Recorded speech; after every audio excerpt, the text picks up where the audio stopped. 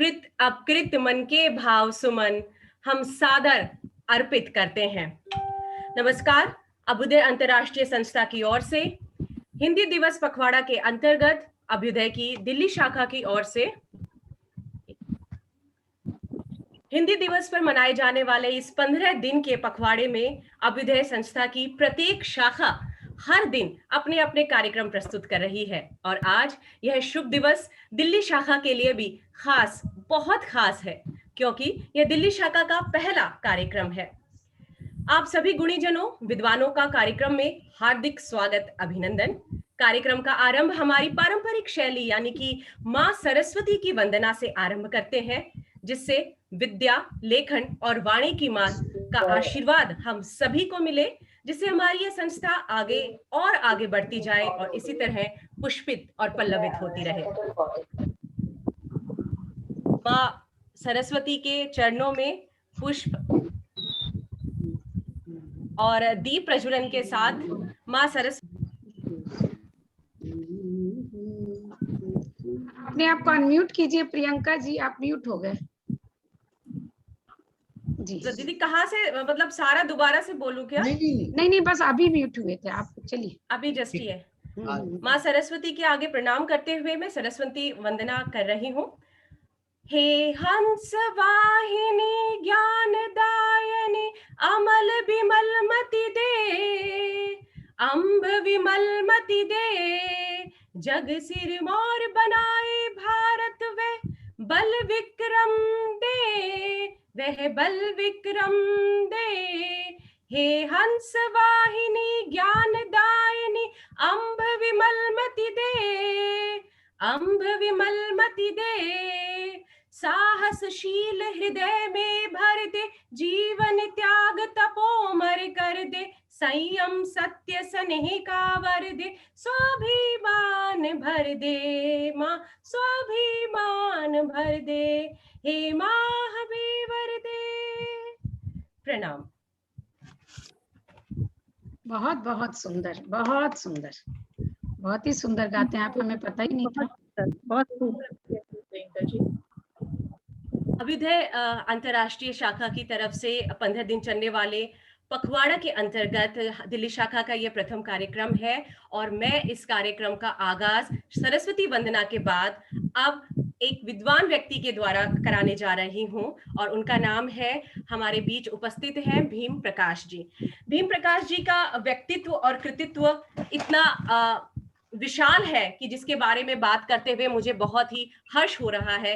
व्यक्तिगत रूप से भी मैं इन्हें जानती हूँ। ये बहुत ही निर्मल हृदय और बहुत ही सहयोग देने वाले व्यक्ति हैं और इनका व्यक्तित्व अपने कृतित्व पर अपनी पूरी तरह से छाप भी छोड़ता है। और अब मैं चाहूंगी कि भीम प्रकाश जी अभ्युदय के मंच पर आमंत्रित हों और उनसे आग्रह करूंगी कि वो हिंदी और हम विषय पर अपने विचार इस अभ्युदय संस्था के इस कार्यक्रम में रखें। पर उससे पहले मैं आपको भीम प्रकाश जी का थोड़ा सा परिचय देना चाहती हूँ। आपको बता दें कि भीम प्रकाश जी पिछले 37 वर्षों से अपनी सेवाएं आकाशवाणी को दे चुके हैं। ये रिटायर्ड एडीजी के पद से रिटायर्ड हुए हैं और इसके अलावा ये programme head director AIR Delhi और जयपुर में भी कार्य कर चुके हैं और जयपुर और दिल्ली में इनके कार्यक्रमों की जो श्रृंखला है वो इतनी बड़ी है, जिसमें उन्होंने उद्घोषक के पद पर इतने सारी एंकरिंग करी है जिनका नाम अभी भी लिया जाता है, चाहे वो क्रिकेट की कमेंटेटरी हो या किसी कार्यक्रम का संचालन करना हो। इनकी वाणी में एक जोश और एक प्रेम और एक बांधने की क्षमता है, जिससे आप जब आप रूबरू होंगे तो खुद ही वशीभूत हो जाएंगे। अब मैं भीम प्रकाश जी से आग्रह करती हूँ कि अब वो एक मंच पर अपने विचार रखें। धन्यवाद प्रियंका जी। हिंदी सप्ताह के दौरान या हिंदी दिवस के दौरान जो भी हम कार्यक्रम करते हैं उसमें कोशिश यही रहती है कि ज़्यादा से ज़्यादा लोगों को ये प्रोत्साहित करें कि वो अपना काम हिंदी में करें, बातचीत में हिंदी भाषा का प्रयोग करें जो हमारी राष्ट्रभाषा भी है और होना भी चाहिए। असल में क्योंकि मैं मीडिया में रहा और विशेष तौर से अगर आकाशवाणी की मैं बात करूं तो आज जो हम मीडिया में देखते हैं उसमें न तो वो हिंदी है, न वो उर्दू है, न वो अंग्रेजी है, क्योंकि कई शब्द वो अपनी सुविधा से उसमें डाल लेते हैं और कई शब्द अपनी तरह से बोलते हैं। जैसे मैं उदाहरण दूं, जमावड़ा शब्द सबसे ज्यादा इस्तेमाल होता है कि आज किसान आंदोलन था, वहां पे किसानों का जमावड़ा था, आज रैली थी, वहां लोगों का जमावड़ा था। जो उर्दू भाषा के विद्वान हैं या उर्दू भाषा थोड़ी सी भी जानते हैं, उनसे पूछो तो पता चलता है कि जमावड़ा जैसा कोई शब्द है ही नहीं। मैंने आकाशवाणी की, ऑल इंडिया रेडियो जो ईएसटी की उर्दू सर्विस है, 5 साल उसमें उर्दू के कार्यक्रम देखे हैं, और आकाशवाणी दिल्ली से जो उर्दू का कार्यक्रम चलता था 4 साल, वो कार्यक्रम भी देखा है अपने वरिष्ठ अधिकारियों के सहयोग से। मैंने ये शब्द अच्छे अच्छे लोगों से पूछा जो उर्दू भाषा, उर्दू लिटरेचर में पीएचडी थे। मैंने कहा जी ये क्या शब्द होता है? तो कहते हैं नहीं ऐसा कोई शब्द ही नहीं है। तो मैं उनसे कहता था आप लोग इसका विरोध क्यों नहीं करते? क्योंकि भाषा का में अगर गलत शब्द का इस्तेमाल किया जाए तो उसका विरोध भी होना चाहिए, लेकिन विरोध न होने के कारण क्या हुआ कि ये शब्द आगे बढ़ते चले गए। कुछ अखबार हिंदी के हैं लेकिन वो अपने अखबार की रिपोर्टिंग के दौरान अंग्रेजी शब्दों को रोमन लिपि में, देवनागरी में लिख करके छोड़ देते हैं और वो सोचते हैं कि हमने तो हिंदी में लिख दिया। हम उनसे कहते थे कि भाई ये, मैं नाम ले दूं, नवभारत टाइम्स, वो हमेशा ऐसी हेडिंग देता है जो अंग्रेजी शब्दों को देवनागरी में लिख देता है।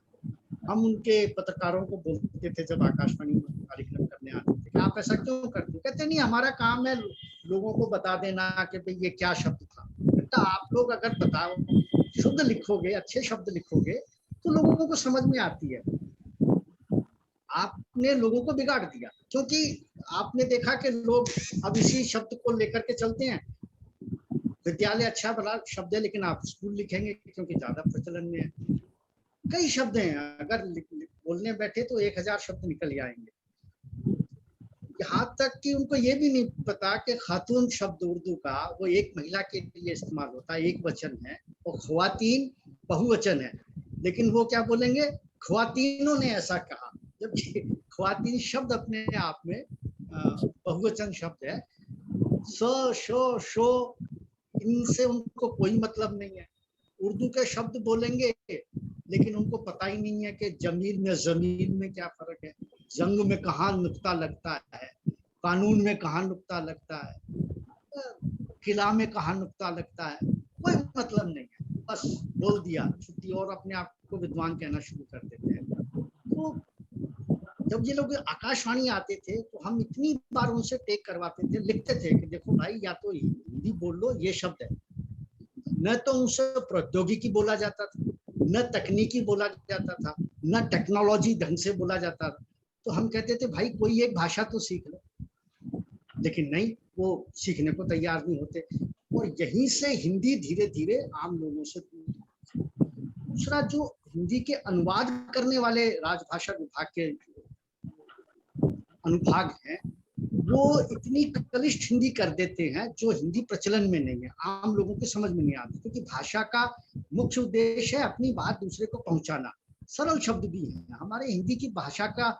आप अगर जलद, कमल, पंकज ऐसे शब्द इस्तेमाल करते हैं जो विशेषण के रूप में इस्तेमाल होते हैं, वो उन शब्दों को संज्ञा की तरह इस्तेमाल करना शुरू कर देते हैं, तब थोड़ी सी दिक्कत आती है कि अभी तो हम इसको विशेषण पढ़ते हैं और अभी हम इसको संज्ञा के रूप में पढ़ते हैं। कार्यालय में हर कोई जानता है, हिंदी बोलता है, हिंदी उसने पढ़ी है, हिंदी लिखनी भी आती है, लेकिन 2 कारणों से। एक तो वो शायद अपने वरिष्ठ अधिकारियों की नजर में ये दिखाना चाहते हैं कि मैं भी ग्रेजुएट हूँ और मैं भी पढ़ा लिखा आदमी हूँ, वो अंग्रेजी में नोटिंग करते हैं। मुझे याद है हमारे कुछ अधिकारी ऐसे थे जो ये कहते थे कि अरे भीम तुमने हिंदी में नोटिंग कर दी, बेटा पढ़ के बताओ ये क्या लिखा है। मैं उनसे कहता था कि आपको इतनी हिंदी तो आती होगी, आप हिंदी में कार्यक्रम करते हैं, हिंदी में रिकॉर्डिंग करते हैं, आकाशवाणी का इंद्रप्रस्थ चैनल 100% हिंदी में कार्यक्रम प्रस्तुत करता था। मतलब हमने डिवाइड उसको बांट रखा था कि हिंदी के कार्यक्रम इंद्रप्रस्थ पे, अंग्रेजी और अन्य भाषाओं के कार्यक्रम राजधानी चैनल पे आते थे। आप हिंदी में रिकॉर्डिंग करते हैं, कार्यक्रम करते हैं, स्क्रिप्ट लिखते हैं, सब कुछ करते हैं, लेकिन आप हिंदी नहीं पढ़ पा रहे हैं, बड़ी अजीब बात है। तो धीरे धीरे उनको लगा कि हाँ ये तो, फिर मैं कहता था मैं आपसे ज्यादा विद्वान हूँ, मैं हिंदी पढ़ भी लेता हूँ, लिख भी लेता हूँ, अंग्रेजी बोल भी लेता हूँ, पढ़ पढ़ भी लेता हूँ, हरियाणा का रहने वाला हूँ तो हरियाणवी भाषा बोल भी लेता हूँ, पढ़ा लिखा जयपुर में राजस्थान में हूँ तो राजस्थानी भाषा भी पढ़ लिख बोल लेता हूँ। मेरी माँ क्योंकि पेशावर की थी इसलिए वो पंजाबी बोलती थी, मेरे नाना नानी फरीदाबाद के थे तो वो वहाँ हम पंजाबी बोलते पढ़ते थे। उनका मुझे तो 5 भाषाएं आती हैं, मैं आपसे ज्यादा विद्वान हूँ, लेकिन हमें कभी दम्भ नहीं हुआ कि हमें 5 भाषा आती है। असल में हम हमेशा ये कहते रहे कि मेरी भाषा हिंदी है, जिसमें मैं मौलिक रूप से सोचता हूँ, मौलिक रूप से विचार करता हूँ। व्हाट्सएप पे एक बहुत अच्छा मैसेज पिछले शायद हिंदी सप्ताह के दौरान बहुत ही ज्यादा लोगों तक पहुंचा था, जिसमें ये कहा गया कि सपने में सोचिए कुछ और लिखिए। तो एक बच्ची ने खाली कॉपी अपनी टीचर को दी और कहा कि मैं तो सपने अंग्रेजी में नहीं देखती, इसलिए मैं अंग्रेजी में नहीं लिख सकती, मैं हिंदी में सपने देखती हूँ, हिंदी में मुझसे लिखने को कहा नहीं गया था। तो ये तमाचा था उन लोगों पे, जो आज भी 90% लोग ऐसे हैं, पहले वो अपने मन में हिंदी में सोचते हैं, फिर उसका मनी मन अंग्रेजी ट्रांसलेशन करते हैं और फिर कहीं या तो फाइल पे लिखते हैं या कहीं बोलते हैं। तो जैसा अक्सर कहा जाता है, झिझकिए मत, घबराइए मत, हिंदी बहुत ही सरल भाषा है, हिंदी बोलना शुरू तो कीजिए, आप स्वतः इसकी लय में लग जाएंगे। क्या कारण है कि रामचरितमानस की चौपाइयाँ हर किसी को याद हो जाती हैं और वो अपने जीवन में उसको गुनगुनाता रहता है, सिर्फ इसलिए कि वो अवधी भाषा में, उसकी अपनी भाषा में लिखी हुई है और वो उसको कहता रहता है। इसका कारण हमारी जो शिक्षा प्रणाली भी है कि उसमें जो त्रिभाषा फार्मूला था उसमें अंग्रेजी में बच्चों का ज्यादा जोर चल गया है, जबकि होना ये चाहिए था कि 5वीं तक की पढ़ाई मातृभाषा में, उसके बाद हिंदी और अंग्रेजी साथ साथ में। लेकिन लोगों ने देखा कि अंग्रेजी से रोजगार मिलेगा तो अंग्रेजी उन्होंने ज्यादा पढ़ी और हिंदी में कम उन्होंने ध्यान दिया।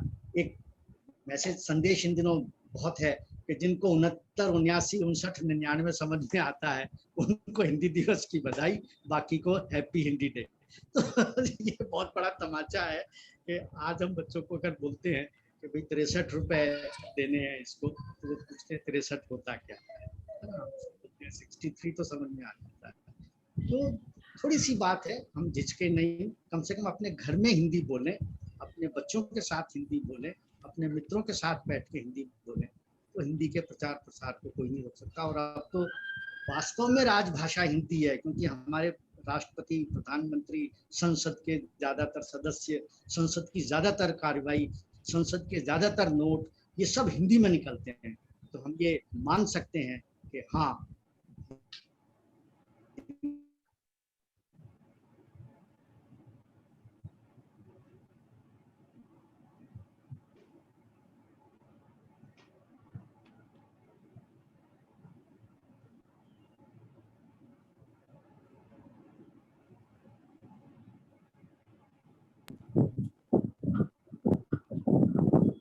आवाज नहीं आ रही है। नेट थोड़ा वीक है शायद। जी जी,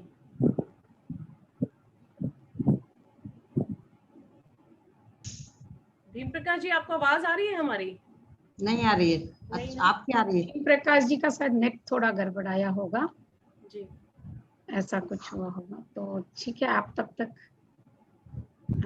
वो जुड़ेंगे वापस, शायद वो जुड़े, मतलब शायद नेट के कारण निकल गए। एक मिनट ठीक है, देख लें। हाँ, जुड़ गए जी।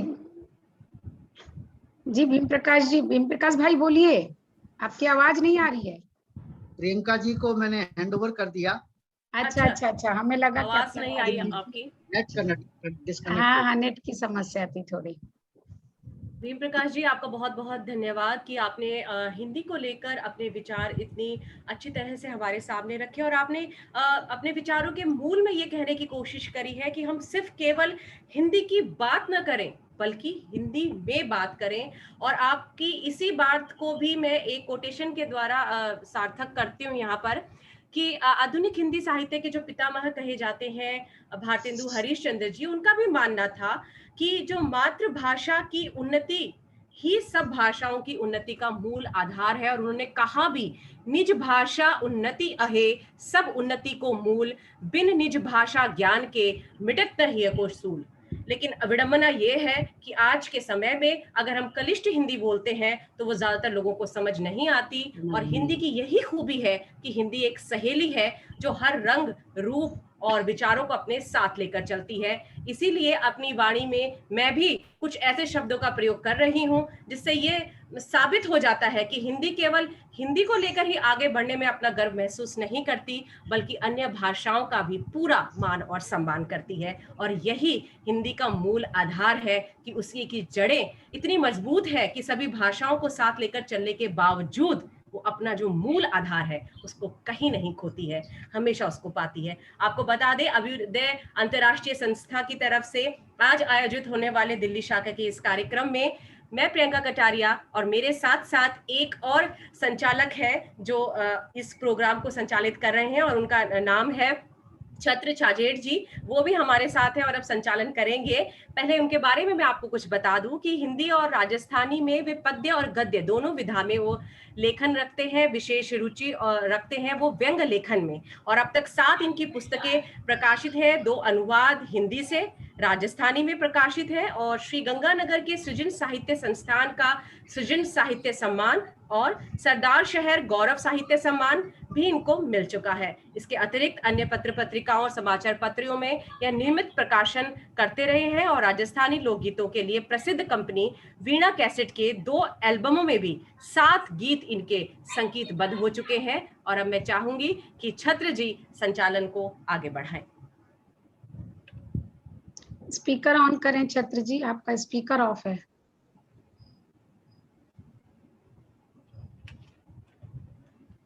नहीं, ऑन नहीं हुआ है, चालू नहीं हुआ है आपका स्पीकर जी। माइक अब हो गया जी माइक। धन्यवाद प्रियंका जी। माँ शारदे को नमन करते हुए पटल पर उपस्थित सभी सम्मानित गुणवंतों को प्रणाम करते हुए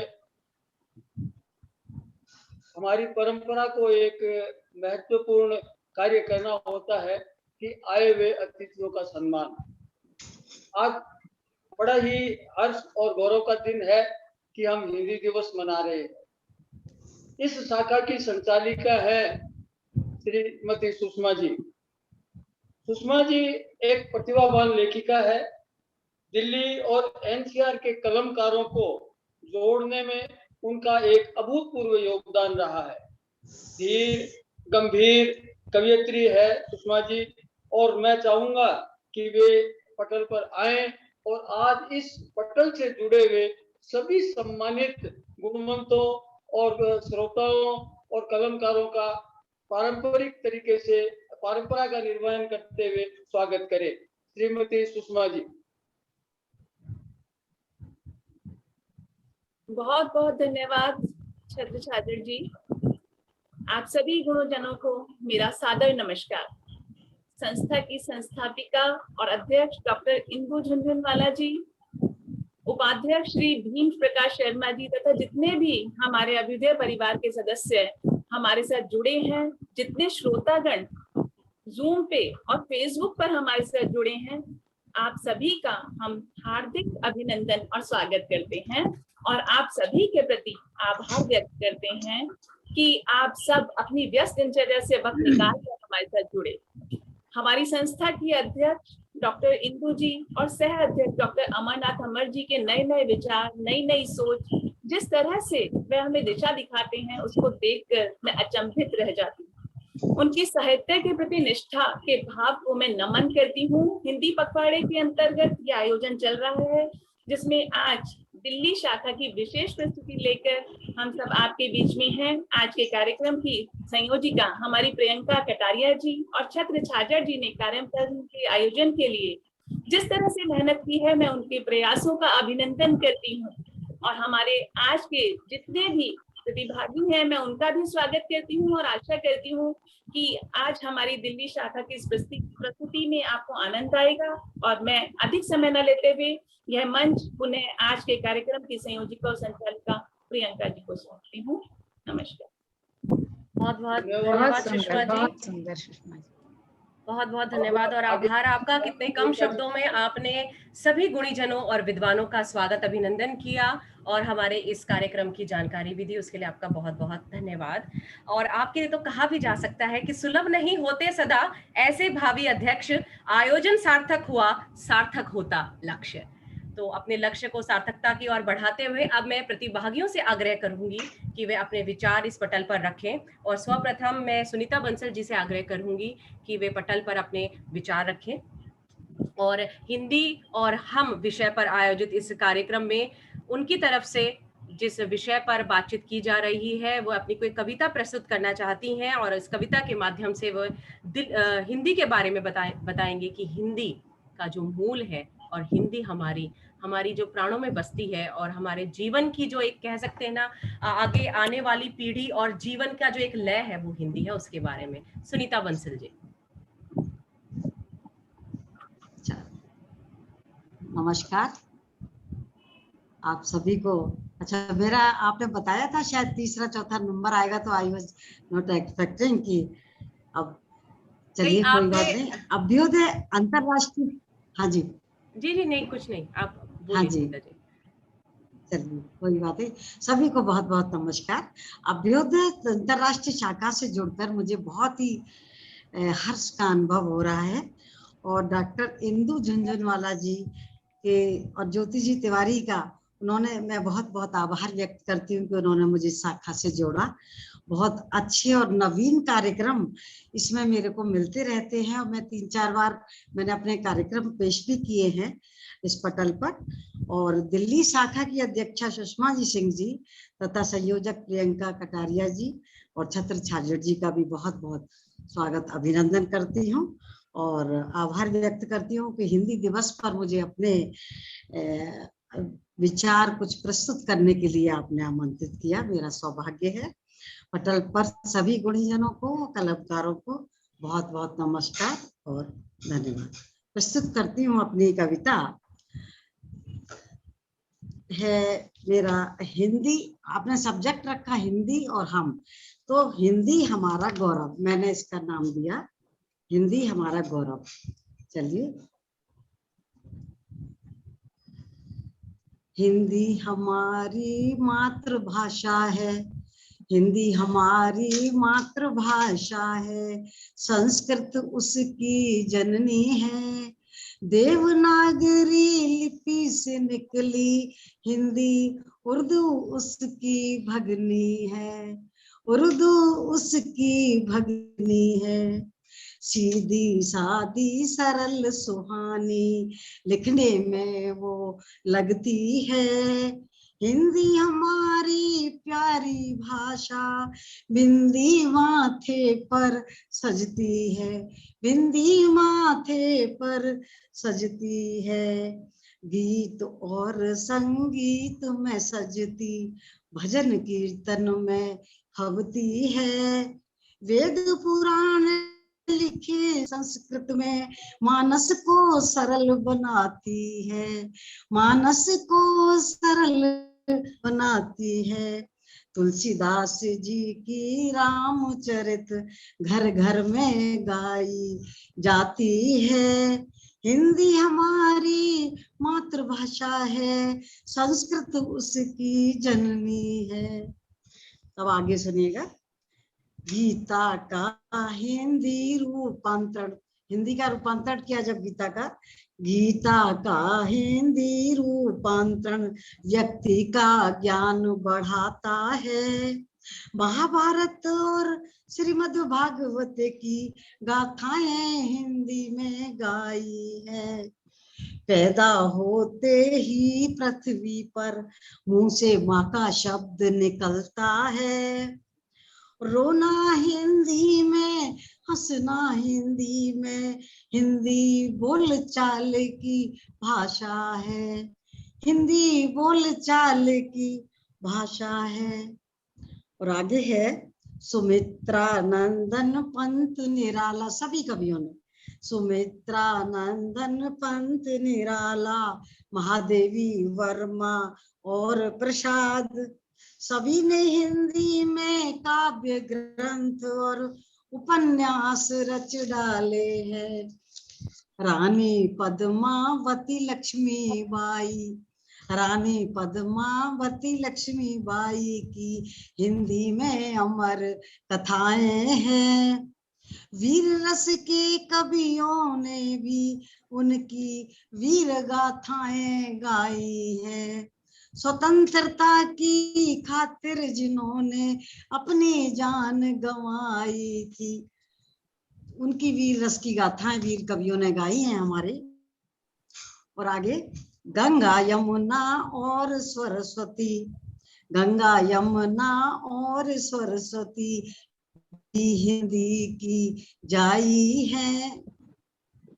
सारे तीर्थ स्थान चारों धाम हमारे हिंदी के ही भाई हैं। राष्ट्रगान हिंदी में अपना, राष्ट्रगान हिंदी में अपना, वंदे मातरम संस्कृत में। ये मेरे वतन के लोगों जरा आंख में भर लो पानी, यह गीत भी हिंदी में लता मंगेशकर जी ने गाया है, जो बहुत ही फेमस हुआ और नेहरू जी की आंख में आंसू आ गए। वो गीत भी हिंदी में ही गाया है।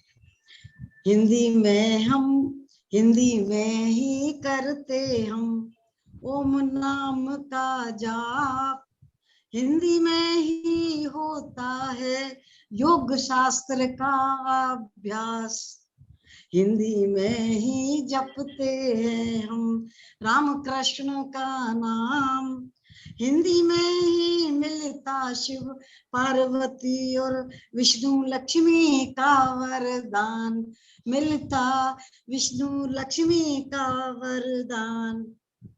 हिंदी हमारी मातृभाषा है, संस्कृत उसकी जननी है।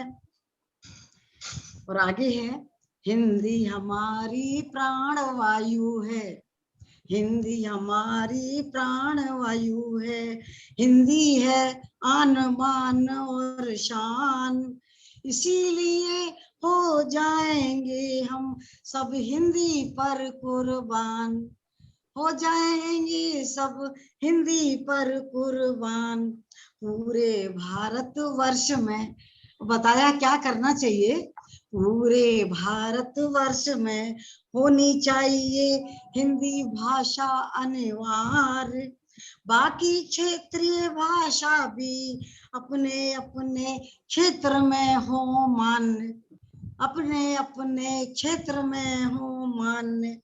हिंदी को मिलना चाहिए राष्ट्रभाषा का स्थान, अभी मिला नहीं है, राजभाषा का मिला है, राष्ट्रभाषा का स्थान, तभी तो हो पाएगा हिंदी का पूर्ण प्रचार और प्रसार, पूर्ण प्रचार और प्रसार।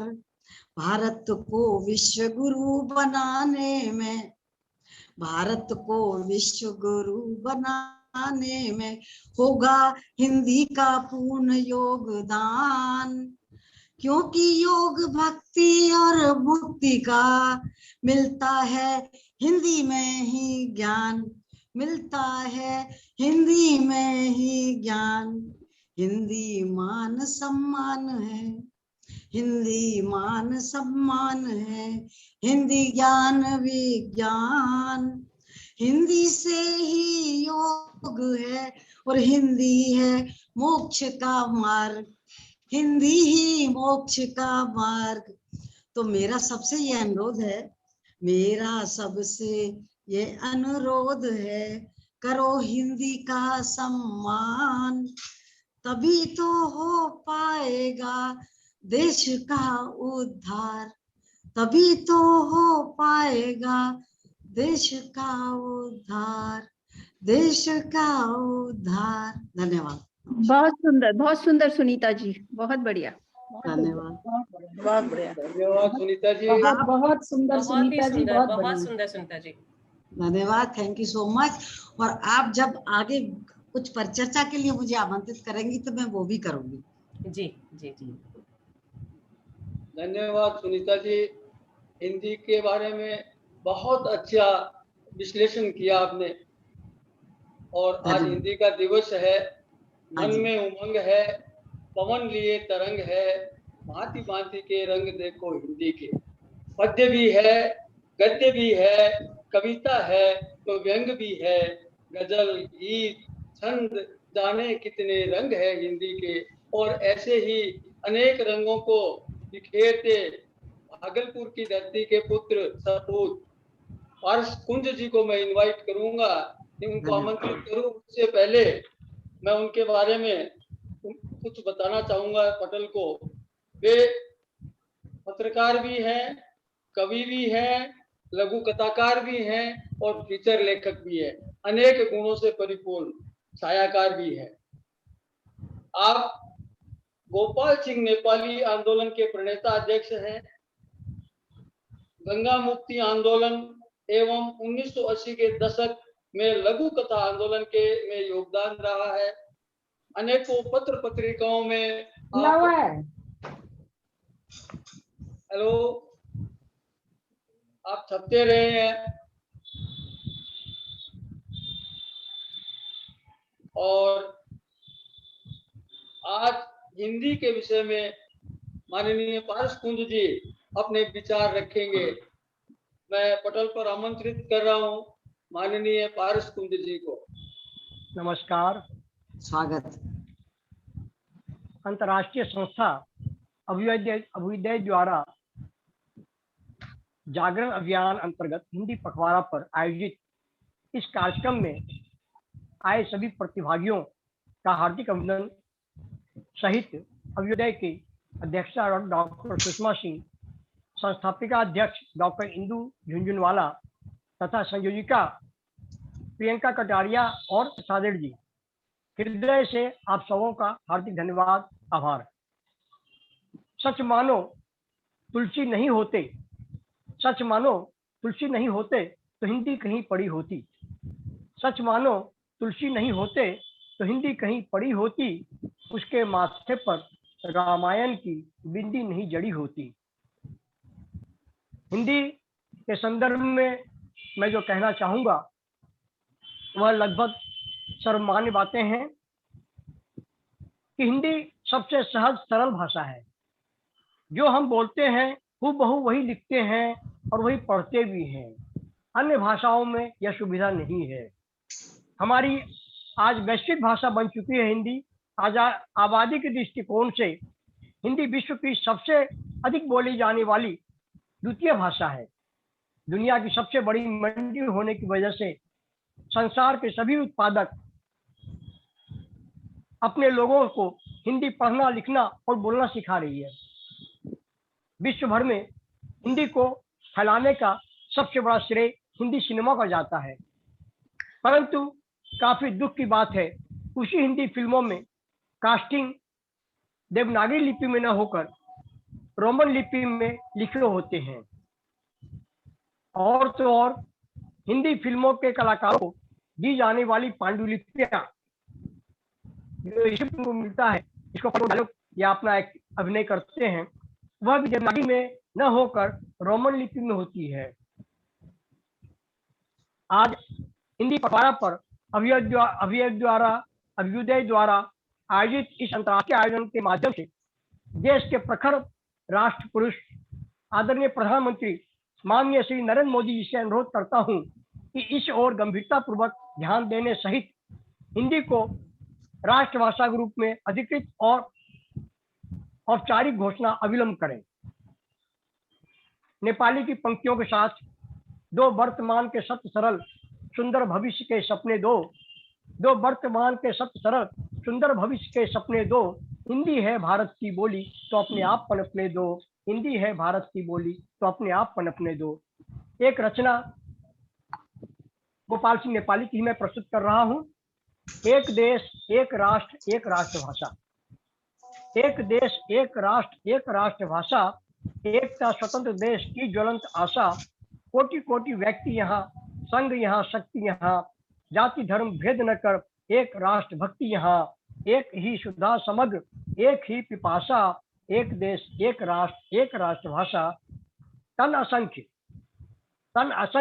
एक हृदय, एक शक्ति, एक प्रलय, सिद्धि है समान यहाँ, एक हार एक विजय, मेल में समृद्धि और फूट में निराशा, एक देश एक राष्ट्र भाषा।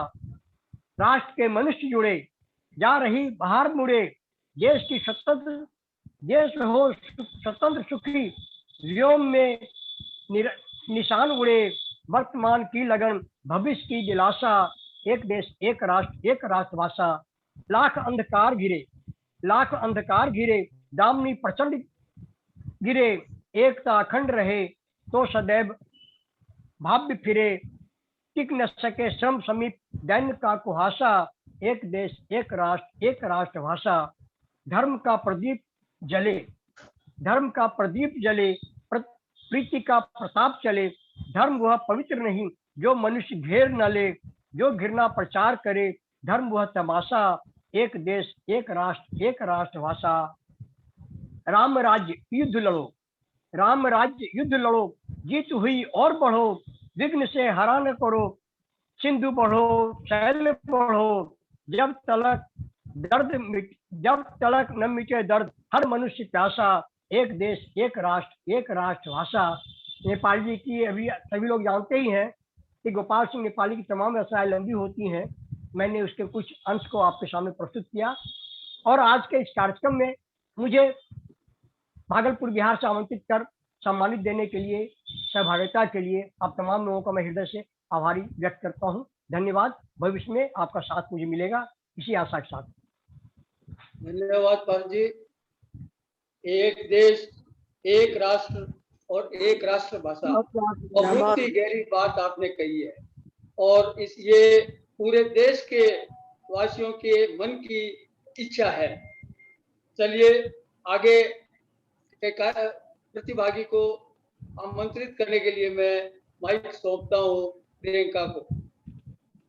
आपका बहुत बहुत आभार श्री पारस कुंज जी कि आपने इतने ही सरल शब्दों में और बहुत ही कम समय में अपनी बात इतने अच्छी तरीके से हम लोगों के सामने रखी। और अब मैं आगे अंजू अग्रवाल जी से आग्रह करूंगी कि वे मंच पर आएं और अपने विचार रखें। और मैं आपको इससे पहले अंजू अग्रवाल जी के विषय में उनका कुछ परिचय देना चाहती हूँ। अंजू अग्रवाल जी दिल्ली विश्वविद्यालय में राजनीति शास्त्र की प्रोफेसर है और उन्होंने देश विदेश अमेरिका, दक्षिण Africa, Indonesia, Chile, Brazil, Sweden, London, Australia आदि में जाकर अपने शोध पत्र भी प्रस्तुत और प्रकाशित किए हैं। और यही नहीं, इन्हें बहुत सारे अवार्डों से भी सम्मानित किया जा चुका है और ये अंतर्राष्ट्रीय संस्था द्वारा ग्लोरी ऑफ इंडिया अवार्ड भी इनको प्राप्त हो चुका है। और कई भाषाओं में ये पारंगत होने के साथ साथ इन्होंने जर्मन भाषा में 2 वर्षीय डिप्लोमा भी हासिल किया है। अंजू अग्रवाल जी, आपका बहुत बहुत स्वागत, अभिनंदन मंच पर। आइए, स्वागत है। धन्यवाद प्रियंका जी। अंतर्राष्ट्रीय संस्था अभ्युदय की दिल्ली शाखा से जुड़कर मुझे बहुत ही अच्छा लग रहा है। इसके लिए मैं सुषमा जी का धन्यवाद देती हूँ कि उन्होंने मुझे इससे जोड़ा, और संयोजिका प्रियंका जी और अध्यक्ष इंदु जी का भी बहुत बहुत धन्यवाद और सभी का बहुत बहुत अभिनंदन। जैसे कि हम जानते हैं आज आज़ादी का अमृत महोत्सव मना रहे हैं और इसमें हिंदी पखवाड़ा बहुत अहम हो जाता है। सभी जानते हैं कि हिंदी दिवस अभी 14 सितंबर को हमने मनाया था, किंतु हमारी भाषा जो है अभी भी मजबूत नहीं हुई है। बहुत अफसोस होता है मुझे ये देखकर कि जितने भी विश्वविद्यालय में छात्र छात्राएं आते हैं और जो हिंदी विषय चुनते हैं उन्हें भी, मतलब कॉलेज में आकर भी उन्हें हिंदी थोड़ी भी ठीक से नहीं आती है, तो बहुत अफसोस होता है मुझे। और हम सब जानते हैं 14 सितंबर को हिंदी दिवस मनाया जाता है, लेकिन 10 जनवरी को एक्चुअली विश्व हिंदी दिवस तो 10 जनवरी को मनाया जाता है क्योंकि उनका नागपुर में हिंदी सम्मेलन हुआ था। तो हिंदी को राष्ट्र भाषा बनाने के लिए पंडित हजारी प्रसाद द्विवेदी और मैत्री शरण गुप्त जी ने बहुत बहुत संघर्ष किया था। हिंदी की खूबसूरती यह है कि वो जैसे लिखी जाती है और इतनी सरल है कि जैसे लिखी जाती है वैसे ही पढ़ी भी जाती है, तो बहुत ही आसान हो जाती है। और हिंदी में हालांकि हम सब जानते हैं ये भी कि हिंदी संस्कृत की बेटी कहलाती है, संस्कृत की कोख से ही इसका जन्म हुआ है और इसमें अरबी और फारसी कम है, हिंदी में संस्कृत अधिक है। और संस्कृत कहाँ से आई है? वो तमिल से आई है और तमिल जो है हिंदी की नानी कहलाई जाती है। तो माँ हुई संस्कृत और नानी हुई तमिल हो गई। हिंदी वास्तव में फारसी, बंगाली, असमी, पंजाबी, मराठी, हिंदी, उर्दू और संस्कृत का मिश्रण है। अंग्रेजी ने भी बहुत से शब्द जो है वो हिंदी से ले लिए हैं, जैसे अवतार है, निर्वाणा है, पजामा है, ठग है, योग है, ये सब उन्होंने हिंदी से लिए हैं। सुमित्रा नंदन पंत ने भाषा को निखार दिया, संस्कार दिया। उनकी लिखी पल्लव, गुंजन और ज्योत्सना उनकी कला से परिचय करवाते हैं। वो कहते थे, हमें भाषा नहीं, राष्ट्रभाषा की आवश्यकता है। राष्ट्रीय एकता के लिए एक भाषा जरूरी है। और महादेवी वर्मा ने हिंदी भाषा को और भी ऊपर उठाया और उन्हें आधुनिक मीरा भी कहा जाता है। और वो कहती थी, हिंदी भाषा के साथ हमारी अस्मिता जुड़ी हुई है। हमारे देश की संस्कृति और राष्ट्रीय एकता के लिए हिंदी भाषा जो है संवाहिका है। तो निराला जी जो थे वो साहित्य जग के दानवीर करण माने जाते थे और अपने कपड़े, जूते, कंबल वो सब लुटा दिए करते थे। तो भाषा से उनका इतना लगाव था कि एक बार जब गांधी जी ने उनको कहा कि हिंदी में कोई टैगोर नहीं है, तो उन्होंने गांधी जी को ही ललकार दिया और उन्होंने कहा, आपको पता ही क्या है हिंदी के बारे में, आपने मेरी कविताएं पढ़ी है क्या? तो इस और राष्ट्रभाषा के प्रश्न पर नेहरू जी से भी वो भीड़ पड़े थे। एक बार रेलगाड़ी में जब नेहरू जी उनके साथ थे तो उन्होंने कहा कि आपको ओम का अर्थ पता है क्या? तो नेहरू जी भी चुप हो गए थे। तो इस तरह आगे आने वाले साहित्यकारों ने हिंदी के मान को और भी बढ़ाया, गर्वित किया। तो आज मैं उन्हीं की शान में अपनी एक कविता, हिंदी की शान में अपनी कविता पढ़ने जा रही हूँ, आन बान शान। आइए, स्वागत है आपका। जी जी, मेरी कविता है आन बान शान। एक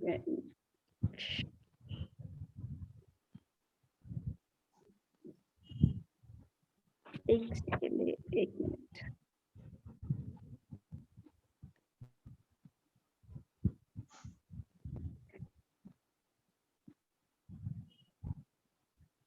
या आन बान शान मान सबका है सम्मान हिंदी, सर्वगुण संपन्न है हिंदी, भरा पड़ा है शब्दकोश सुंदर इसकी वर्णमाला, व्यंजन कितने सहज भरे विशिष्ट व्यंजन का तो क्या कहना।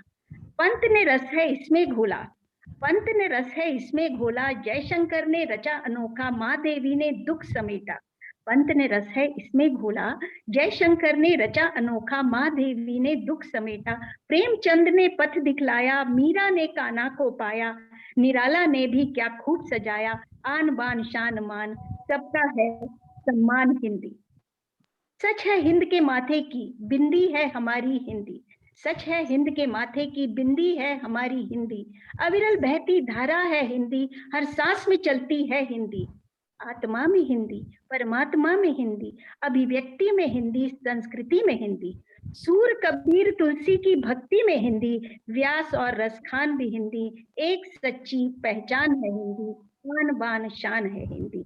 बहुत हुआ अब और नहीं, बहुत हुआ अब और नहीं, हिंदी तुझ बिन चैन नहीं, संकल्प संवेदना सर्जन साहित्य से हम सबको कुछ तो करना होगा, संस्कृत की इस बेटी का खोया मान दिलाना होगा।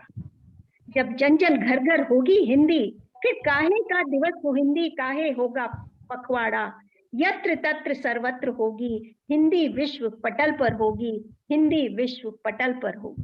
धन्यवाद। बहुत सुंदर, धन्यवाद, बहुत बहुत धन्यवाद। बहुत सुंदर, बहुत बढ़िया, बहुत बहुत आप धन्यवाद। हिंदी की महिमा में हम कुछ कहें तो बहुत कम होता है। हिंदी को माथे की बिंदी कहते हैं। हिंदी हमारी आन बान शान है। पाली प्राकृत में झलकता बचपन हिंदी का, ब्रज अवधि टिंगल पिंगल सखी भाव है हिंदी का। ऐसी समृद्ध भाषा, सरल भाषा, सक्षम भाषा, इसके प्रति हमारे अगले प्रतिभागी माननीय उषा पांडे जी से मैं निवेदन करूंगा कि वो अपने विचार रखें हिंदी के प्रति। धन्यवाद। सभी को नमस्कार। पटल पर उपस्थित सभी विद्वानजनों को नमस्कार। मैं डॉक्टर उषा पांडे हूँ। मैं आपसे बक्सा लघु कथा प्रस्तुत करने जा रही हूँ जिसका शीर्षक है हिंदी। आवाज आ रही है ना? जी आ रही है।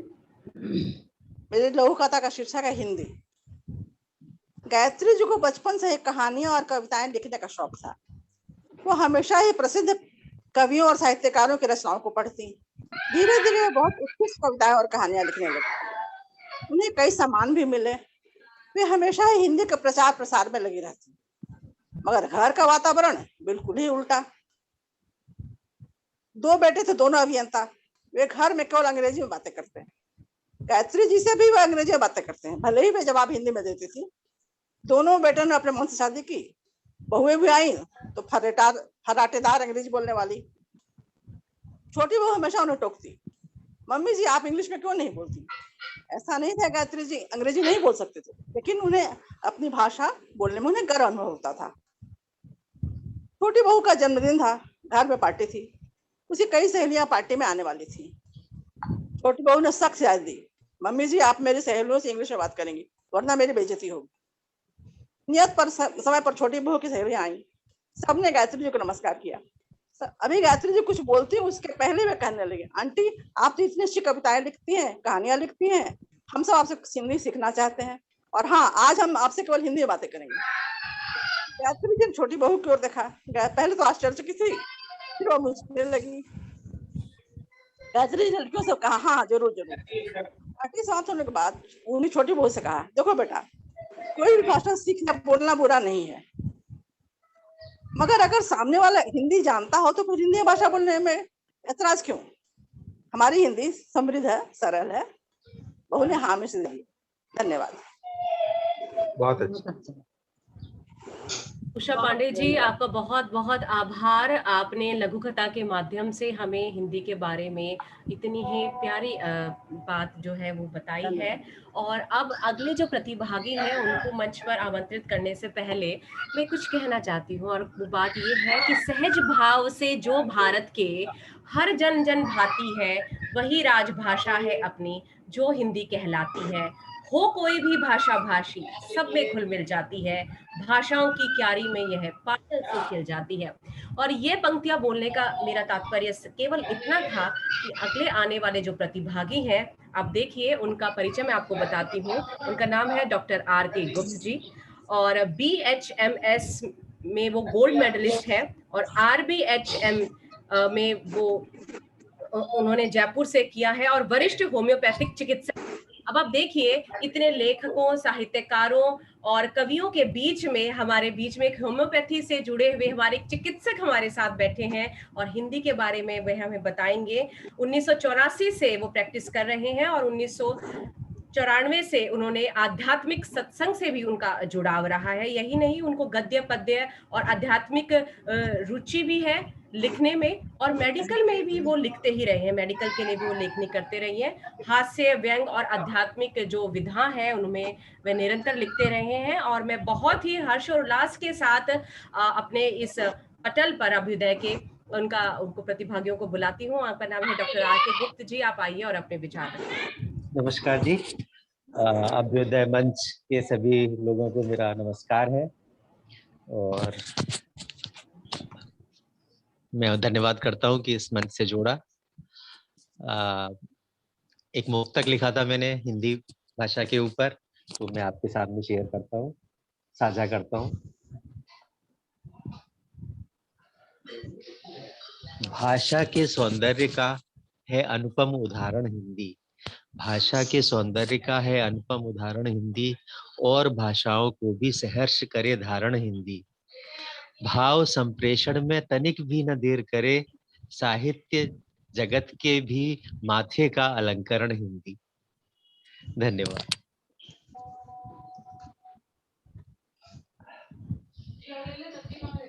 हाँ आवाज आ रही है? आ रही है। हाँ जी, हाँ जी, ठीक है। हिंदी बचपन से ही हम लोगों को जैसे इंटरेस्ट था, और इसका श्रेय मैं अपने शिक्षकों को देना चाहूंगा कि उन्होंने इतनी सरलता से हम लोग को समझाया, पढ़ाया और उच्चारण के ऊपर भी ध्यान दिया। तो अभी हिंदी के ऊपर जो भी काम हो रहा है उसको देख के बहुत प्रसन्नता होती है, और हम कोशिश करते हैं कि शुद्ध भाषा का ही प्रयोग कर सकें बोलचाल में, और बच्चों को भी सिखाते हैं।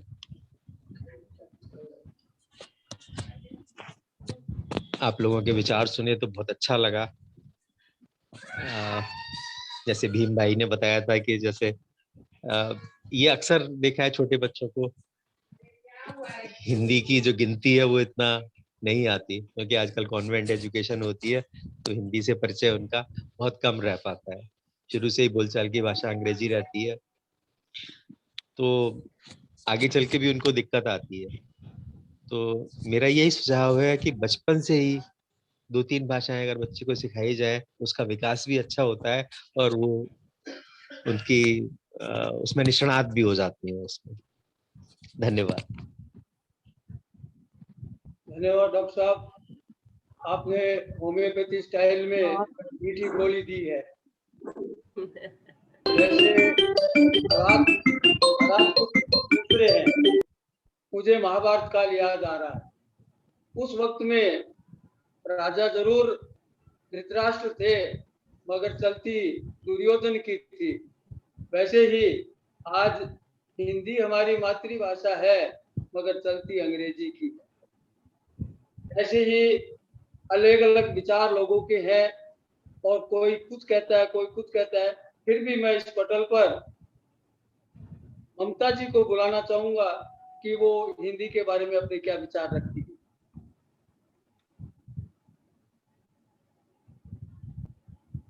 ममता सिन्हा जी, आपसे आग्रह करेंगे कि आप मंच पर कुछ शब्दों के माध्यम से हिंदी विषय पर अपने विचार हमें दें।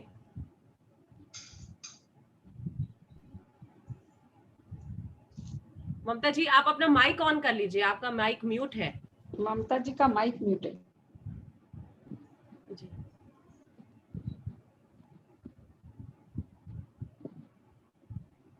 अभी भी म्यूट है जी, अभी भी म्यूट है आपका माइक। मैं क्षमा चाहूंगी क्योंकि मुझे बहुत नींद है, मैं अब बंद करने वाली थी। 2 बज रहा है रात का मेरा, अब बिल्कुल। इसीलिए हमने आपका नाम लिया कि आप कुछ शब्दों के साथ ही अपनी बात को आप जाएं इसको मंच को छोड़ते हुए। जी, हिंदी के लिए तो मैं बस यही कहना चाहती हूँ कि हमारी हिंदी जो है सो जितनी भी इसकी सरलता की तारीफ करे कम होगी। मैंने अभी एक इस हिंदी के बारे में पोएम भी लिखी थी, जिसको मैं पढ़ के आपको सुना रही हूँ। मैं तैयारी तो नहीं की थी अभी कुछ करने की, लेकिन आपने कहा इस वजह से मैं। ममता जी, उसी में ज्यादा मजा होता है जो अचानक से कुछ बोला जाए और कहा जाए ना, वो बड़ा ही वास्तविक लगता है। हाँ, नहीं एक्चुअली क्या हुआ ना कि मुझे इतनी जोर से नींद आ रही थी कि मैं अब माइक बंद करने वाली थी, अपने ये वीडियो बंद करने वाली थी। जैसे इस चीज को देखते हुए मैंने आपका नाम लिया है। जी, तो मुझे ऐसा लगा ना कि कोई ममता और होंगी इसमें, तो इसलिए मैंने एक तुरंत रचना लिखी थी, उसको मैं सुना रही हूँ।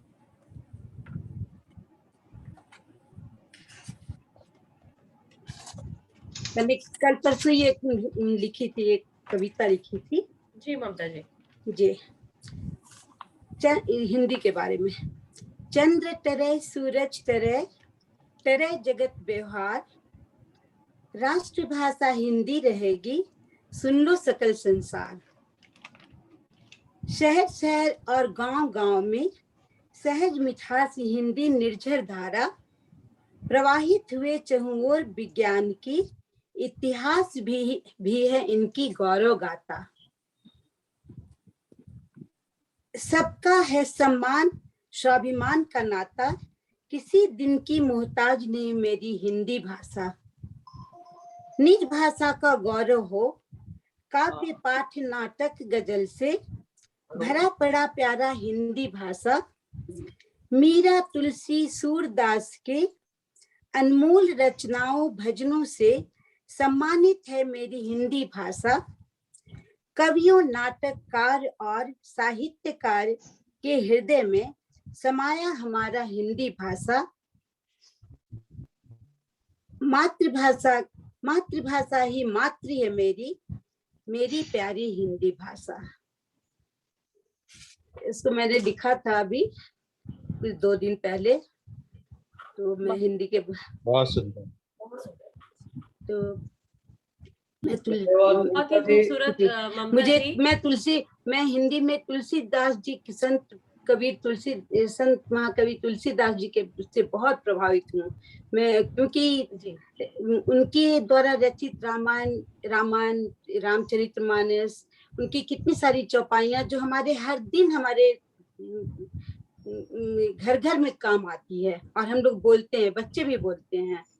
हमारे यहाँ तो कुछ ऐसे हैं बच्चे जो कि पाठ भी करते हैं। तो मैं बहुत ही उनसे प्रभावित हूँ, क्योंकि उन्होंने बहुत सारी कठिनाइयों का सामना किया और फिर कैसे कैसे हमारे साहित्य को आगे बढ़ाया, और कितनी सरलता से हमारी हिंदी भाषा का में उन्होंने रामचरितमानस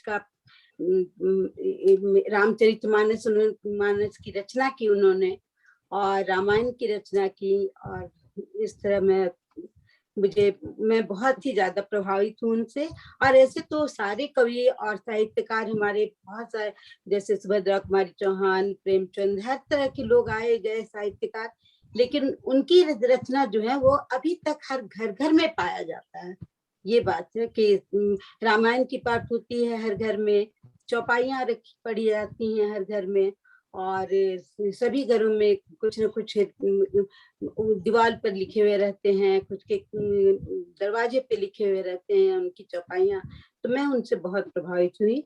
और हिंदी के ही साहित्य कवि भी माने जाते थे तुलसीदास जी, जबकि वो बहुत सारी वो वेद पुराण सभी चीजों की रचना की और सभी चीजों की शिक्षा में शिक्षित थे। वे शिक्षा ली थी उन्होंने गुरु के द्वारा। तो ममता जी, कहा तो आप कह रही थी कि आपको नींद आ रही है और आप मंच छोड़ के जाने ही वाली थी, लेकिन देखिए ना, हिंदी का प्रभाव भी कुछ ऐसा है कि स्वतः ही अंतर मन से हिंदी के बारे में बोलने का जो है विचार जो है अपने आप ही एकाएक आ जाते हैं। पता नहीं कैसे आ गया, एकदम इतनी नींद आ रही थी कि मुझे शर्म लग रहा था छोड़ते हुए, पटल को छोड़ते हुए अच्छा नहीं लग रहा था। मैं धीरे से अब ऑफ करने वाली थी। बहुत बहुत आभार, बहुत बहुत आभार आपके। थैंक यू सो मच भाई साहब, आपने आमंत्रित किया मुझे, इसके लिए बहुत बहुत मैं आभार मानती हूँ। मैं बिल्कुल तैयारी करके नहीं आई थी, इसलिए बस क्षमा चाहती हूँ। जो भी गलती होगी। हिंदी जो भाषा है वो भाषा अपने आप में इतनी समृद्ध है, और इसके बारे में बहुत सारी चीजें भी कही गई हैं। जैसे कि अभी मैं आपको कुछ बताना चाहती हूँ। जैसे भारत के जो पहले राष्ट्रपति थे डॉक्टर राजेंद्र प्रसाद, उन्होंने भी कहा था कि जिस देश को अपनी भाषा और अपने साहित्य के गौरव का अनुभव नहीं है वो नहीं हो सकता। लेकिन इसके अलग दूसरे एक अमेरिकी लेखक वॉल्टर ट्रेनिंग ने भी कहा कि विदेशी भाषा का किसी स्वतंत्र राष्ट्र के राजकाज और शिक्षा की भाषा का होना सांस्कृतिक दास्ता होने का प्रतीक है।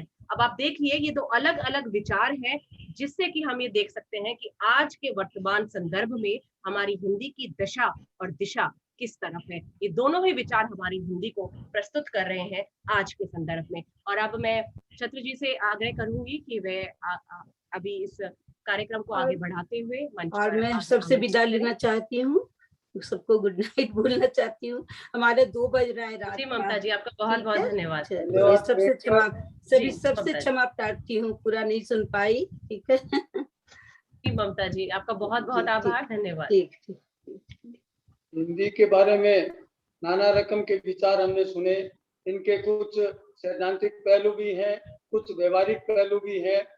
और सैद्धांतिक पहलू में ये है कि हम अभी तक पता नहीं कितनी हिंदी की महिमा गाते हैं, लेकिन थोड़ी देर बाद में हमारे जीवन में वो भी गुड मॉर्निंग और गुड नाइट आ जाएंगे। खैर, इन सब चीजों से परे वक्त की नजाकत है।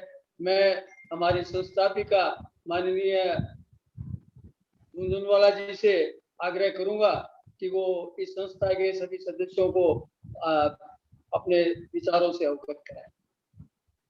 मैं शुभ रात्रि बोलना चाहती हूँ। ठीक है, चलिए, नमस्ते। शुभ रात्रि ममता जी, बहुत बहुत स्वागत आपका, बहुत बहुत धन्यवाद कि आप आई। जी थैंक यू अंजू जी, बहुत सुंदर लगा कि इतनी रात में आप आई हैं। ये बहुत बड़ी बात है हम लोगों के लिए, इतनी रात में आप जुड़ी हैं, तो बहुत बहुत आपका जी, धन्यवाद। चलिए मैं अब जा रही हूँ, क्षमा प्रार्थी हूँ। जी बिल्कुल चलिए बिल्कुल शुभ रात्रि, सबको शुभ रात्रि। आप लोगों का तो अभी आपको शुभ रात्रि और हम सभी को शुभ दिवस।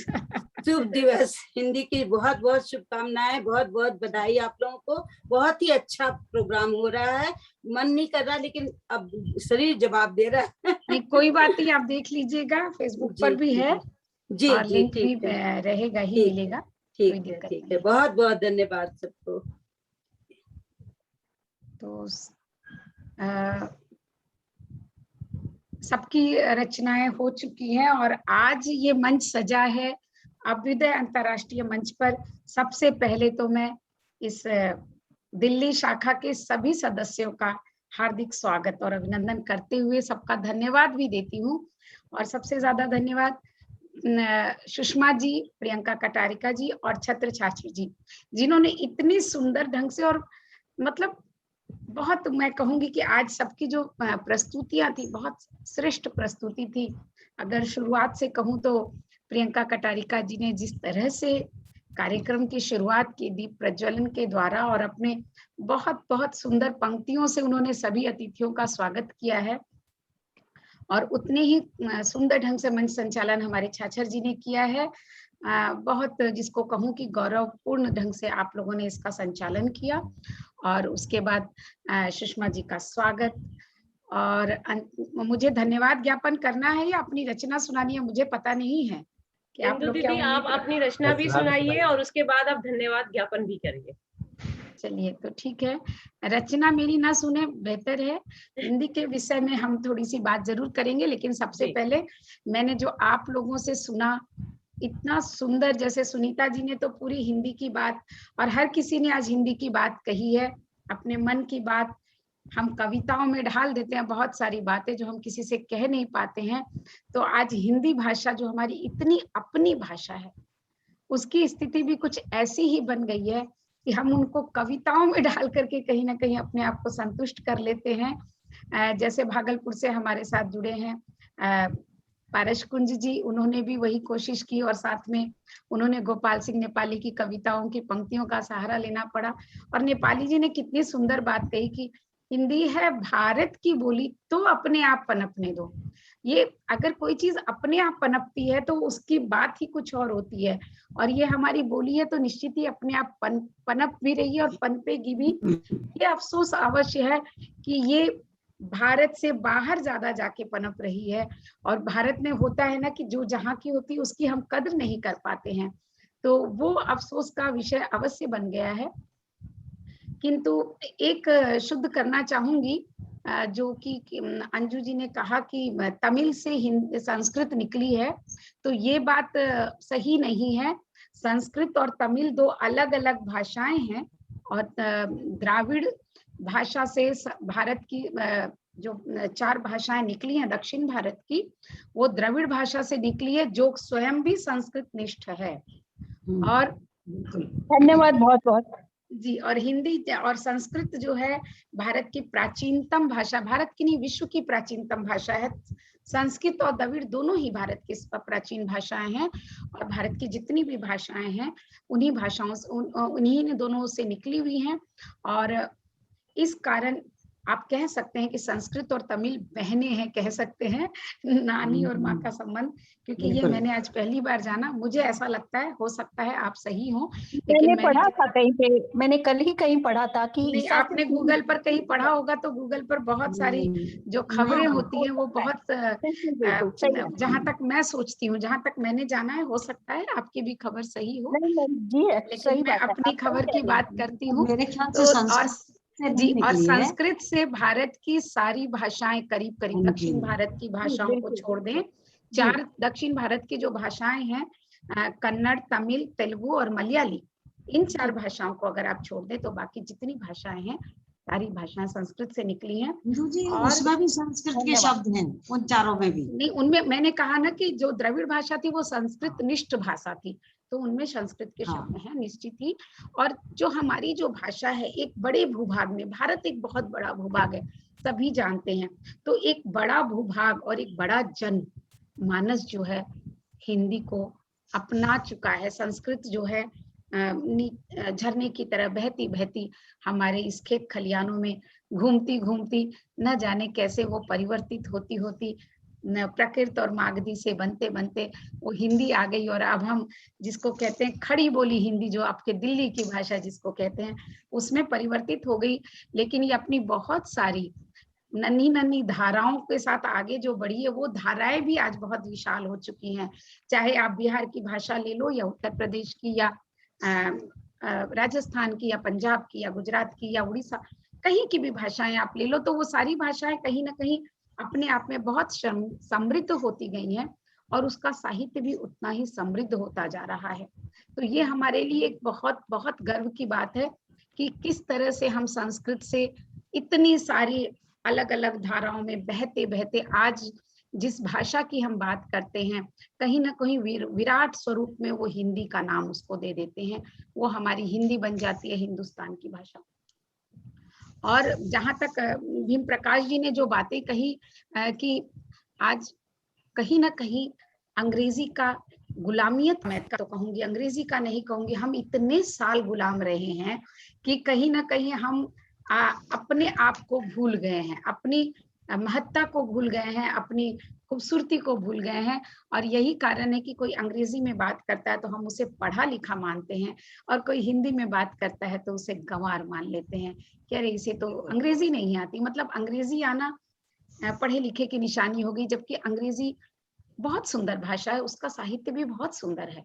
कोई भी भाषा और कोई भी साहित्य गलत नहीं हो जाता, लेकिन एक अपनी पहचान होती है। तो अंग्रेजी हमारी पहचान कभी थी ही नहीं तो बन नहीं सकती है। हाँ, भाषा के तौर पर और विश्व स्तर की भाषा के तौर पर उसको सीखना, उसको जानना बहुत अच्छी बात है। तमिल को जानना बहुत अच्छी बात है, कन्नड़ को जानना बहुत अच्छी बात है, जितनी भाषाएं उनको जानना चाहिए। लेकिन मेरी दृष्टि कहती है कि 3 भाषाएं जो होती है, एक आपकी मातृभाषा, एक हमारी राष्ट्रभाषा और एक विश्व स्तर की भाषा, ये 3 भाषाएं अगर सबको आ जाती हैं तो ये गौरव की बात होती है। फिर भीम प्रकाश जी जैसे लोग तो कितनी कितनी भाषाओं को जान लेते हैं, तो वो बहुत बहुत गौरव की बात हो जाती है। तो अंग्रेजी भाषा को भी एक भाषा मानी जाए और हिंदी भी एक भाषा मान करके हम उसको कम बेसी ना करें, बल्कि लेकिन वो हमारी अपनी भाषा है। तो हमारी जो माँ है वो चाहे कैसी भी हो, हम दूसरे की माँ को माँ नहीं कह सकते, अपनी माँ नहीं बना सकते हैं, हम उसकी इज्जत कर सकते हैं और करना भी चाहिए। तो मैं कहूंगी जितनी भाषाएं हैं सब भाषाओं की इज्जत होनी चाहिए, लेकिन अपनी माँ की जो इज्जत है, अपनी माँ के लिए जो सम्मान है, वो तो हम किसी दूसरे को नहीं दे सकते। और हमारी अपनी माँ जो है, निश्चित ही अगर हम हिंदी भाषी प्रदेश के हैं तो वो हिंदी हमारी अपनी माँ है। अगर हम कन्नड़ और तमिल भाषी प्रदेश के हैं तो मैं कहूंगी कन्नड़ और तमिल हमारी माँ है, लेकिन हिंदी चूंकि राष्ट्र की भाषा है, जब हम राष्ट्र की बात करते हैं प्रांत से ऊपर के उठ करके, तब वो हिंदी हम सबकी माँ बन जाती है। तो इस दृष्टि से जब हम इस बात को सोचेंगे तो हमें समझ में आएगा कि हम गर्व कर सकते हैं हमारी हिंदी पर। वो गांव की भाषा रहने दीजिए, कोई फर्क नहीं पड़ता। हमारी माँ अगर सीधे पल्ले से सूती साड़ी पहन करके भी अगर हमारे सामने है तो हमारे लिए वो दुनिया की सबसे खूबसूरत माँ है, तो वो हमारी हिंदी है। तो उसका गर्व हम कर सके, अगर ये गर्व हम कर सकते हैं तो कहीं कोई तकलीफ नहीं है, कहीं कोई किसी भाषा का झगड़ा नहीं होगा, क्योंकि भाषा तो वैसे भी देखा जाए तो अभिव्यक्ति का माध्यम बस है। तो अभिव्यक्ति तो आप जिस भाषा में जितनी अच्छी तरह कर सकते हैं वो आपकी अपनी भाषा है, और ये बहुत व्यक्तिगत भी हो सकता है अगर देश के स्तर पर ना हो तो। लेकिन जब देश की बात होती है तो कहीं ना कहीं देश का स्वाभिमान हमें समझना होगा, हमें बचाना होगा, और हमें उसको आराम से लेके चलना होगा। उसको सजाने संवारने या जबरदस्ती हमको किसी पर थोपने की जरूरत नहीं है, अपने आप पनपेगी वो। जब हमारे अंदर वो स्वाभिमान आएगा तो हम अपने बच्चों को दे पाएंगे, और हमारे बच्चों के अंदर वो स्वाभिमान आएगा तो फिर तो बात ही क्या है। तो हिंदी के लिए बस इतना ही कहना चाहूंगी। ये तो ऐसा विषय जिस पर कितना भी कहा जा सकता है।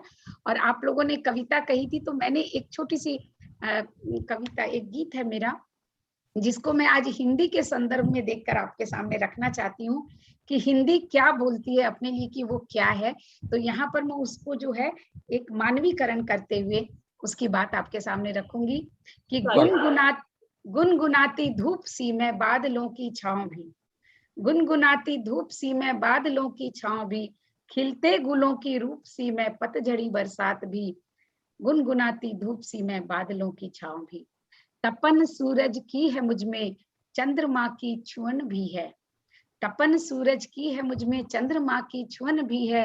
राम की सीता हूं मैं, सुरबाला सी सौगात भी, गुनगुनाती धूप सी मैं, बादलों की छांव भी। मुझको बांधो तुम न फिर से, मुझको, अच्छा मुझको बांधो, बांधने की जो यहाँ बात आई है, वहां पर एक बात मैं कह देती हूँ कि अगर आप किसी भी भाषा को, जो शब्द शुरुआती दौर पर शुरू हुए, जो हमारी जो बनती है, जिसको कि अंग्रेजी में जो अंग्रेजी के डिक्शनरी है या हिंदी के शब्दकोश हैं, तो उनमें अगर आप उन चीजों को सीमित कर देते हो, कभी भी जब सीमित कर देते हो, जब भी आप बांध देते हो, तो उसके लिए फिर विकास की गति अवरुद्ध हो जाती है, फिर वो जड़ हो जाता है। तो कोई भी भाषा में जितने शब्द मिलते हैं मिलने देना, और उसे उसकी संपत्ति बनाते चले जाएं, तो वो भाषा बंद के नहीं रहेगी, तभी तो वो फैलेगी। आसमान पर वृक्ष की तरह अपनी बाहें फैलाए, उसके लिए जरूरी है कि उसको पनपने दें, और पनपने के लिए जरूरी है कि जिन भाषाओं के शब्द भी, चूंकि मिली जुली संस्कृति होती है, आज वैश्वीकरण हो चुका है, तो उस संस्कृति में उसको समाहित कर लें अपने में, ये कह के दूर ना करें कि ये उर्दू के शब्द हैं, ये अंग्रेजी के शब्द हैं। अगर अंग्रेजी को देखें तो उसमें भी फारसी, लैटिन, ग्रीक सारे शब्द हैं, तब वो अंग्रेजी बनती है।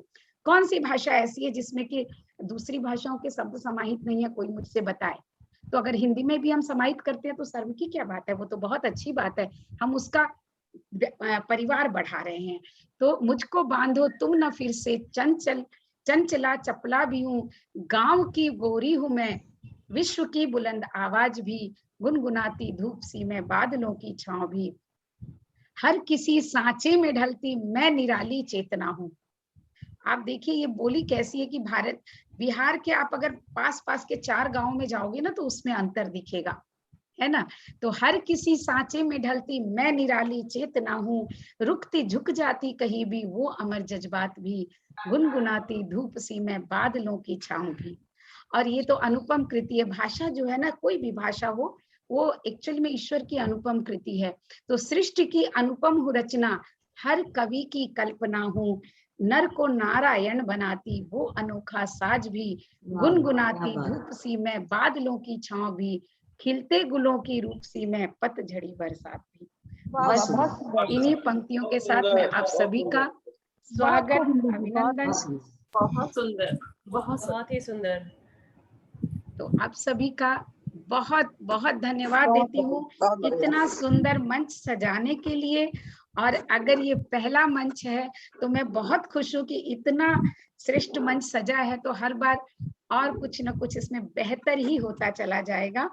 इन्हीं शुभकामनाओं के साथ एक बार फिर से मंच वापस प्रियंका जी को सौंपती हूँ। धन्यवाद प्रियंका दीदी, जी। आपका बहुत बहुत बहुत आभार कि आपने हमें इतनी सुंदर शब्दों में हिंदी के बारे में अपने विचार रखे, हमसे बातचीत करी, अपने शब्दों के माध्यम से हमें और भी गौरवान्वित होने के लिए विवश किया कि हिंदी की जो जड़ें हैं वो कितनी मजबूत है, और जब हम हिंदी को अपने मान सम्मान की भाषा बनाते हैं तो सदैव ही वो हमें सम्मानित करती है, चाहे हम फिर किसी भी मंच पर क्यों ना खड़े हो। और इसका एक छोटा सा उदाहरण भी मैं आपको देना चाहूंगी। जब 1977 में अटल बिहारी वाजपेयी जी, तब की जनता सरकार जो अब की बीजेपी सरकार बन गई है, तब हमारे विदेश मंत्री के रूप में जब यूएनओ में भाषण दिया था हिंदी में, तो कर्तव्य ध्वनियों के साथ लोग वहां पे खड़े हो गए थे और हिंदी के भाषण में इतनी तालियां बजी थी उस समय। आज हम उस चीज से हम गौरवान्वित होने को महसूस कर सकते हैं कि राजनीतिक स्तर पर भी विश्व पटल पर हिंदी का जो सम्मान है वो बहुत ज्यादा है। सब जगह जाके कर ही रहे हैं,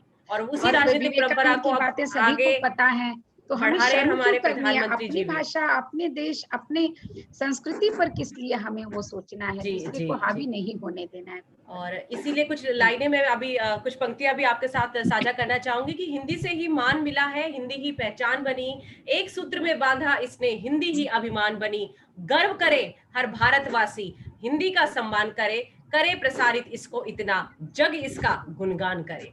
और हमें ये प्रण करना चाहिए कि हिंदी को हम वैश्विक भाषा हमें बनाना है, हिंदी पर गर्व करना है, उसे सम्मान दिलाना है। और केवल सिर्फ हिंदी दिवस पे ही नहीं, हिंदी दिवस पखवाड़ा के अंतर्गत ही नहीं, आगे आने वाले हमारे जो भविष्य है, हमारे जो युवा है, उनको भी हमें बताना चाहिए कि हिंदी को, चाहे तो और भाषा के साथ सम्मिलित करके उसको आगे बढ़ाए, पर हिंदी को आगे बढ़ाए। इंदु दीदी, आपका बहुत बहुत आभार। आप सभी प्रतिभागियों का तहे दिल से बहुत बहुत आभार जिन्होंने इस कार्यक्रम को सफल बनाया। छत्र जी, मैं चाहूंगी कि चलने से पहले अंतिम शब्दों से और भीम आप प्रकाश जी विदाई का शुरुआती जो हिंदी और हम पर था, वो तो अपने आप में बहुत ही अनूठा भी था। वो जी। शायद मैं बोलना भूल गई थी। छत्र जी, आपसे गुजारिश करूंगी कि आप जाते जाते आपने कुछ शब्दों के साथ इस कार्यक्रम का अभी यहीं मैं पर क्या कहूँ, मेरा ये प्रथम संचालन है जी। और मैं पता नहीं पास हुआ कि फेल, ये तो आप मैंने बताएंगे। आपसे कहा आपका श्रेष्ठ संचालन था। बहुत सुंदर पास संचालन। और फेल से ऊपर थे आप। मैं तो सबको मेरी राय यही है कि अपनी भाषा को मत छोड़िए, मर्जी है जितनी भाषाएं सीखिए, हिंदी के अलावा अंग्रेजी, जर्मन, फ्रेंच, मर्जी है जिस भाषा को सीखिए, पर अपनी भाषा को मत छोड़िए। यही मेरा आज का मंतव्य है।